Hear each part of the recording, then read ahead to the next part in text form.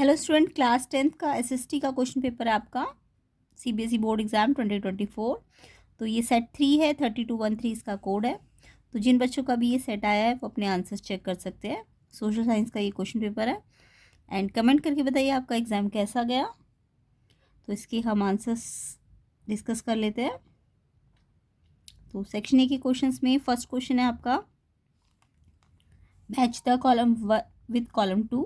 तो यहाँ पे फर्स्ट यूनियन लिस्ट सब्जेक्ट को बी से मैच करना था। Uniformity central government legislate on it, यानी फर्स्ट का बी है, सेकंड का ए है, थर्ड का आपका कॉन्करेंट में दोनों बनाते हैं ना, सेंटर और स्टेट, सी है इसका, एंड फोर्थ का डी है। तो यहाँ पे आपका ऑप्शन डी करेक्ट है, BACD। तो किस किस बच्चे का ये वाला फर्स्ट क्वेश्चन ठीक है, कमेंट करके ज़रूर बताइएगा। तो इसका आंसर आपका फर्स्ट का डी ऑप्शन करेक्ट हो जाएगा। नेक्स्ट क्वेश्चन पे आते हैं।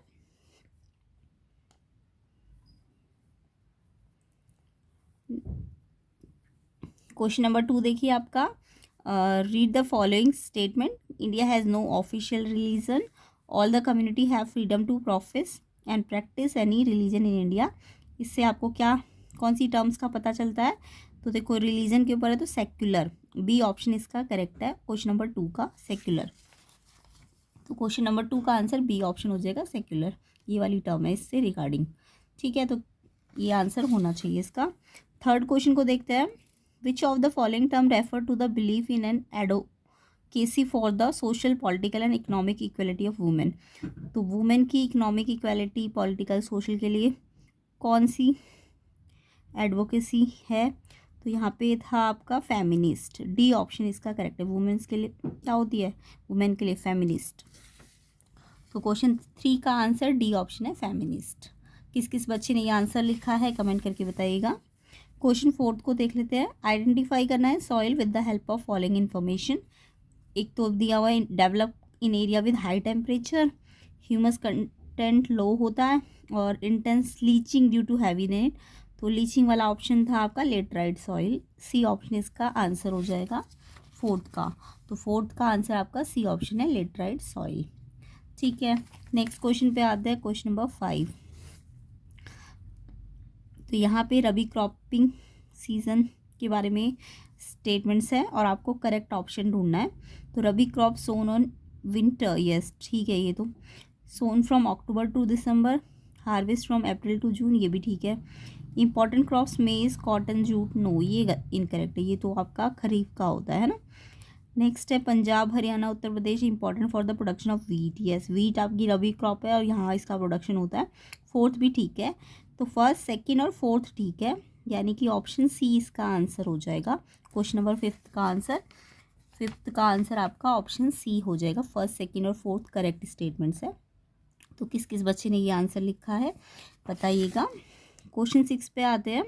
Choose the correctly matched pair. तो मैच्ड करेक्ट वाले ढूंढने थे आपको। फेरस का नेचुरल गैस, नहीं ये नहीं है। नॉन फेरस निकल, ये भी नहीं है। नॉन मेटेलिक मिनरल लाइमस्टोन, ये ठीक है आपका। सी ऑप्शन करेक्ट वाला मैच है, तो सी ऑप्शन आपका करेक्ट मैच है। तो इसलिए 5th का आंसर आपका, सॉरी 6th का answer non metallic mineral limestone वाला करेक्ट पेयर है। तो सी ऑप्शन इसका आंसर हो जाएगा 6th का। नेक्स्ट क्वेश्चन, तो जल्दी से हिंदी मीडियम को भी बता देती हूँ। तो इसका फर्स्ट का आंसर तो आपको पता ही चल गया होगा, डी ऑप्शन है। एंड सेकंड का आंसर, सेकंड में आपका इसका आंसर बी आना था, पंथ निरपेक्ष। थर्ड का आंसर आना था नारीवाद, डी ऑप्शन। फोर्थ का आंसर आना था आपका लेटराइट मृदा, सी ऑप्शन। 5th का आंसर में आपका first, second, fourth, C option इसका करेक्ट है। और इसमें सही जोड़ा ढूंढना था, तो ये सी ऑप्शन वाला ठीक है। चलिए आगे देखते हैं। तो कमेंट करके ज़रूर बताइए कि कैसे गए आपका एग्ज़ाम और कितने आपकी सेक्शन ए में नंबर आ सकते हैं, ये भी कमेंट कीजिएगा।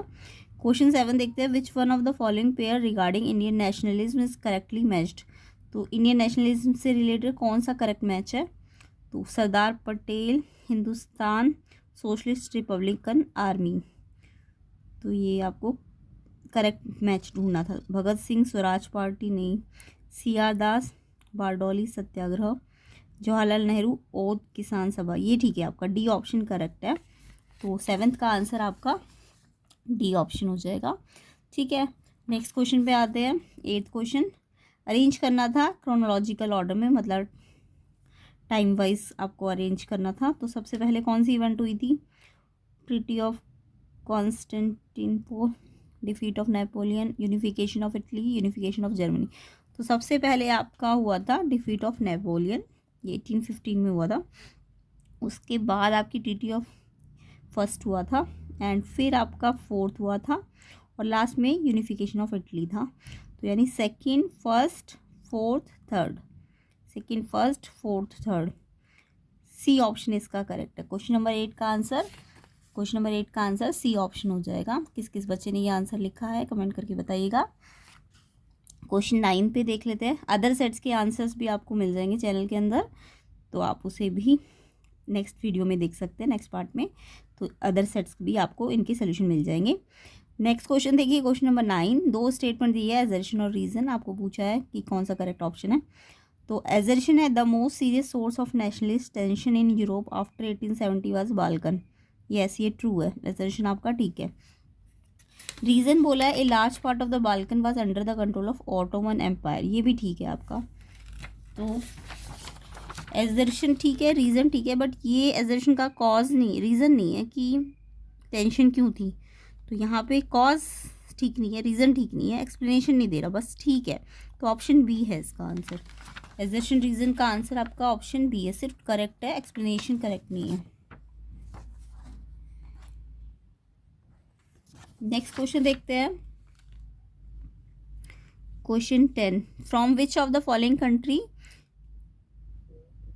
CP Garibaldi belong to. Garibaldi किससे बिलोंग करता था? इटली। इसका आंसर है इटली, बी ऑप्शन इसका करेक्ट है। नेक्स्ट देखते हैं, हिंदी मीडियम वालों को भी देख लेते हैं। 7th, भारतीय राष्ट्रवाद से संबंधित कौन सा जोड़ा ठीक है? ये आपका डी, जवाहरलाल नेहरू अवध किसान सभा। नेक्स्ट 8th का आंसर है, इसका आंसर मैंने अभी बताया था आपको, 2nd, 1st, 4th, 3rd, C option है इसका आंसर। 9th का आंसर में एजर्शन रीजन दोनों ठीक है, बट एक्सप्लेनेशन ठीक नहीं है, बी ऑप्शन है इसका आंसर। गैरीबाल्डी का संबंध इटली से था, बी ऑप्शन है इसका आंसर। चलिए आगे देखते हैं। Question number 11, look at the given picture carefully and infer the income of the bank. Bank के बारे में ही। अब यहाँ पे difference between amount deposit and borrowed by the bank to Reserve Bank of India. तो यहाँ पे ये किसके बारे में बोल रहे हैं? इंटरेस्ट के बारे में बात कर रहे हैं ना। तो यहाँ पे बी ऑप्शन ठीक है, difference of amount of interest between what is charged from the borrowers and what is paid to the depositors, ये इंटरेस्ट होता है ना। तो इसका आंसर आपका 11th का आंसर बी ऑप्शन हो जाएगा। 11th का आंसर भी बी ऑप्शन है, और 10th का इटली आंसर है। नेक्स्ट क्वेश्चन देखते हैं। Question 12, why do lenders often require collateral before lending loan. मतलब लोन लेने से पहले वो कुछ गिरवी रखवाते थे, है ना। तो ऐसा क्यों था? To lower interest rate from borrower, to establish personal relations, to increase their profit margins, to mitigate the risk of loan difficult। तो यहाँ पे है to mitigate the risk of loan default, D option इसका correct है। Question 12 का answer D option हो जाएगा। Question 12 D option, to mitigate the risk of loan default. Next question देखेंगे 13th, which of the following are developmental goals of a prosperous farmer, choose the correct from the given options. तो यहाँ पे development goal क्या थे एक prosperous farmer की? Better wages, higher support price for crops, assured high family income, की more days for work. तो इसमें आपका 2nd भी ठीक है और 3rd भी ठीक है, यानी सी ऑप्शन है, 2nd और 3rd। 13 का आंसर सी ऑप्शन है, 13 का आंसर। तो higher support price for crops भी है और एश्योर्ड हाई फैमिली इनकम, इसलिए सी ऑप्शन इसका आंसर है। इसके बाद हिंदी मीडियम 11th में आपको मैंने बताया था कि बी ऑप्शन है इसका, एंड 12th का आंसर है डी, ऋण चूक के जोखिम को कम करने के लिए। 13 का आंसर है आपका 2nd भी ठीक है और 3rd भी ठीक है। तो सी ऑप्शन है इसका आंसर। चलिए नेक्स्ट क्वेश्चन को देखते हैं।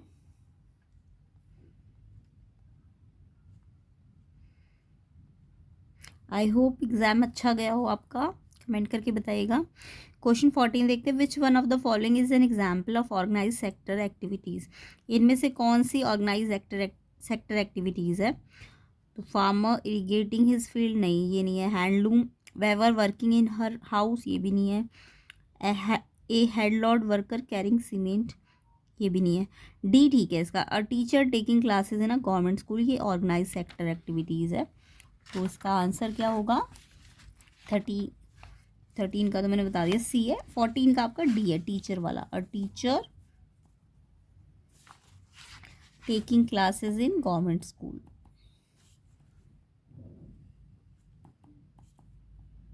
ठीक है, तो ये इसका आंसर है 14 का।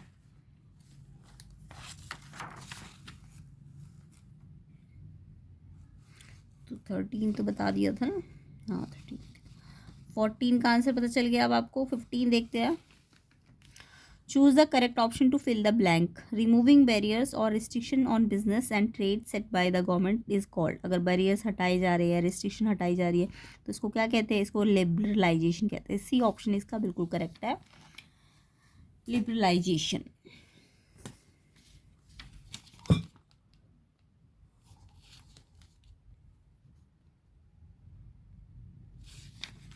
नेक्स्ट क्वेश्चन है आपका 16th। Which one of the following indices is given priority by the World Bank with respect to development. मतलब इनमें से वर्ल्ड बैंक प्रायोरिटी के अंदर क्या है? इन्फेंट मॉर्टिलिटी रेट है, इक्वेलिटी है, बॉडी मास इंडेक्स है कि पर कैपिटा इनकम। तो वर्ल्ड बैंक के लिए प्रायोरिटी पर कैपिटा इनकम होती है। डी ऑप्शन इसका आंसर है, per capita income. Per capita income. तो क्वेश्चन नंबर 15 का आंसर सी, लिबरलाइजेशन, एंड 16 का डी, पर कैपिटा इनकम। तो ये किस किस बच्चे ने लिखा है कमेंट करके बताइएगा। 17 देखते हैं। Suppose the monthly income of the family member is respectively, mother कितनी है, सन कितनी है, फादर कितनी है, डॉटर कितनी है। Average income of the family, कुछ नहीं है। एवरेज में क्या करते हैं? सबको प्लस करके 4 से डिवाइड करना था। 1 2 3 4, 4 है ना, तो 4 से डिवाइड करना था। तो इसका आंसर आपका सी आ जाएगा, 32,500। तो एवरेज तो सबको आता है ना, तो 17 का सी ऑप्शन 32,500 करेक्ट हो जाएगा। किस किस बच्चे का ये आया है आंसर बताइएगा। What role do checks and balance play in a democratic country. Check और बैलेंसेस क्या रोल प्ले करते डेमोक्रेटिक कंट्री में? एस्टेब्लिश करते direct form of government without representative, no. To create separation of power to prevent from authoritarianism, no. To prevent any change to the constitution, no. To ensure absolute power for one branch of the government की branch के power को ensure करते हैं। तो ये इसका काम होता है। 18 का आंसर डी ऑप्शन हो जाएगा। 18 का आंसर डी ऑप्शन हो जाएगा। 19 देखते हैं। Which one of the following country has 2 party system. ये तो बहुत इजी था। 2 पार्टी सिस्टम कौन सी कंट्री है? चाइना तो 1 पार्टी है। यूनाइटेड किंगडम आपका 2 पार्टी सिस्टम चलता है। इंडिया में मल्टी पार्टी सिस्टम है। तो बी ऑप्शन इसका आंसर है। 2 पार्टी सिस्टम पूछा था, यूनाइटेड किंगडम इसका आंसर है। तो इजी था आपका एग्ज़ाम। कमेंट करके बताइएगा कैसा लगा आपको एग्ज़ाम, इजी था कि डिफ़िकल्ट था। तो हिंदी मीडियम वाले देखिए, संगठित क्षेत्र में आएगा डी, सरकारी स्कूल में शिक्षक का क्लास लेना। इसमें सरकार व्यापार वाणिज्य पर अवरोध या प्रतिबंधों को हटाती है, इसको कहते हैं उदारीकरण, सी ऑप्शन। विकास के संबंध में विश्व बैंक किस सूचक को प्राथमिकता देता है? यहाँ पे प्रति व्यक्ति आएगा विश्व बैंक में। इसमें आपको औसत मासिक आय निकालनी थी, सबको प्लस करके 4 से डिवाइड करना था। तो सी ऑप्शन आएगा, 32,500। नियंत्रण संतुलन की क्या भूमिका होती है? डी है इसका आंसर, सरकार की एक शाखा के लिए पूर्ण शक्ति सुनिश्चित करना। कौन से देश में 2 दलीय प्रणाली है? इसमें आएगा ब्रिटेन, बी ऑप्शन।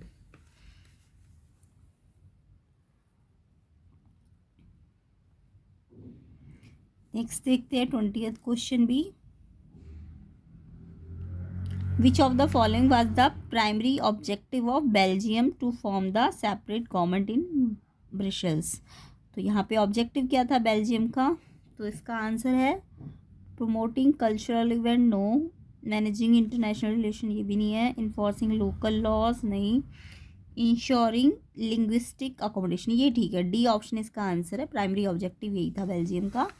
तो क्वेश्चन 20 का आंसर डी ऑप्शन है, इंश्योरिंग इन लिंग्विस्टिक एकोमोडेशन, ये इसका ऑब्जेक्टिव था। तो 20 का आंसर डी है। तो 20 क्वेश्चन सेक्शन ए में है। कमेंट करके बताइएगा सारे बच्चे कि 20 में से आपके कितने मार्क्स आ जाएंगे। एंड वीडियो को ज़्यादा से ज़्यादा शेयर कीजिए, अदर सेट्स के सोल्यूशन भी आपको यहाँ मिल जाएंगे। इसके अलावा मैथ्स एंड साइंस के PYQs एंड कंप्लीट रिवीजन की वीडियोस बनी हुई है, इसको आप चेक कर लेना। सेक्शन BC को हम नेक्स्ट पार्ट में कवर करेंगे। वीडियो को ज़्यादा से ज़्यादा शेयर कीजिए एंड कमेंट करके बताइएगा कैसा गया आपका एग्ज़ाम। एंड चैनल में नए हो तो सब्सक्राइब भी कर लेना। तो इसके आंसर्स आपको नेक्स्ट पार्ट में मिल जाएंगे सारे क्वेश्चंस के, सेक्शन BC। ओके।